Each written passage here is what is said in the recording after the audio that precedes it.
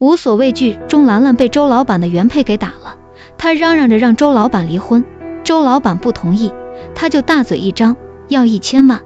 可以说兰兰暴露自己的真面目，罗英子应该看清楚了，这个兰兰表面上是人畜无害的小白兔，实际上在恶毒婆婆的耳濡目染之下，本来就心性不正的兰兰已经成为罗英子生活中第2个恶毒婆婆。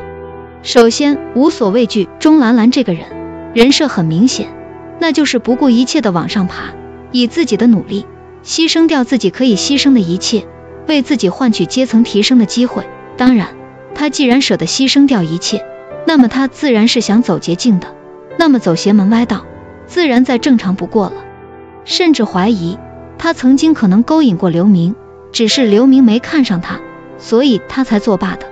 在刘家当保姆的过程中，她肯定是多少知道刘明和温丽那点事的，可是她并未告知罗英子，就这还说自己把罗英子当亲姐。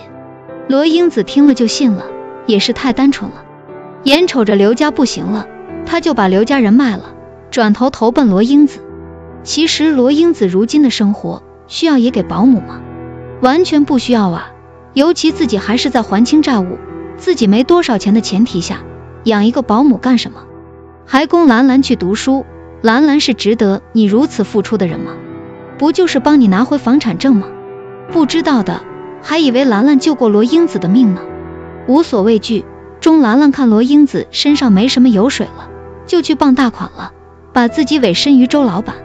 周老板嘛，对于送上门来的怎么可能放过？看兰兰这么主动，他都不需要半推半就，便享用起来了。问题是兰兰怎么想的？摆明了和周老板这样的人在一起，注定你只能当情人。你兰兰没有任何手腕智谋，根本拿捏不住周老板，他只是提供了肉体，其他的什么都提供不了。周老板还是个混社会的，他会怕兰兰。所以说兰兰这个人是一厢情愿的蠢，他是不是被刘家人的蠢给传染了？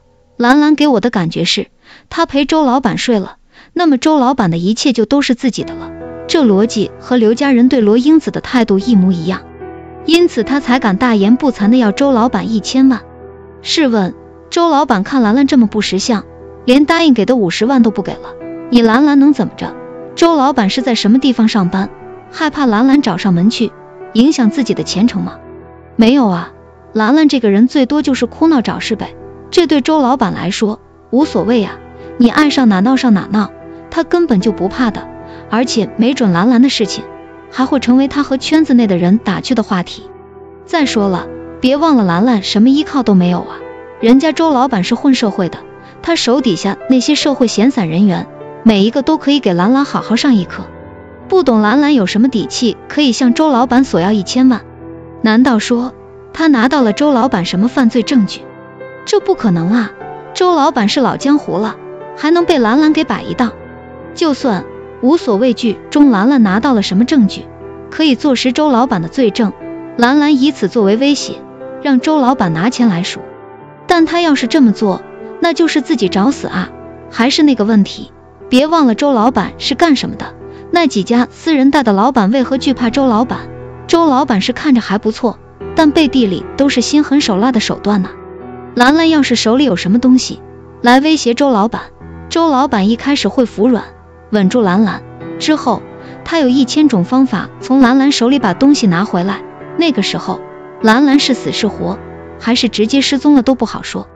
所以整体来说，兰兰是一个自大且愚蠢的人，并且她真的和恶毒婆婆是一个模子里刻出来的，完全不讲道理，总有着身边人就该听她的话帮她的忙的意思。所以她认为自己陪周老板睡了，周老板就该把钱都给她保管，就该和原配离婚，和她在一起。自己被这个小三被原配打了，她倒埋怨起人家原配来了，她还撺掇罗英子去替自己说情，她哪来的脸啊？这种事她让罗英子跑腿，自己等着现成的，风险罗英子担着，利益自己拿着。试问如果罗英子去找周老板的时候被人家原配撞见挨打了怎么办？她倒是都在背后请等着是不是？还好意思张嘴就要1000万，她的行为和恶毒婆婆让罗英子认下债务霸占罗家房产的行为有什么区别？不都一样吗？蛮不讲理，耍无赖。如今罗英子也该看清兰兰的真面目了，如此一个恶毒阴险的人，还是赶紧送走吧，别留在自己身边了，太危险了。